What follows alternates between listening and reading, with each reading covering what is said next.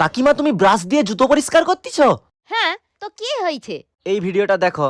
মহামান্য আদালত, এই কাঠগড়ায় দাঁড়িয়ে থাকা ইনি হলেন ব্রাশ। তিনি প্রতিদিন মানুষদের উপকার করে তাদের দাঁতগুলোকে পরিষ্কার রাখে, আর তিনি এই সমাজ সেবা করতে করতে তার জীবনটা পার করে দেয়। কিন্তু এই মানুষটা তাকে সম্মান দিতে জানে না। যখন তার বয়স হয়ে যায়, এই মানুষটা তাকে দিয়ে জুতা পরিষ্কার করে। তখন এই ব্রাশ ভাবে, আমি এত কষ্ট কাদের জন্য করলাম, আমাকে তো তারা কোনো সম্মানই দেয় না। তাই মহামান্য আদালত, আমি এই ব্রাশের ন্যায় বিচার চাই। Order order order.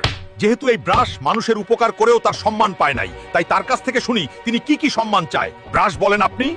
মানুষরা, তোমরা আমাকে কেন সম্মান দাও না?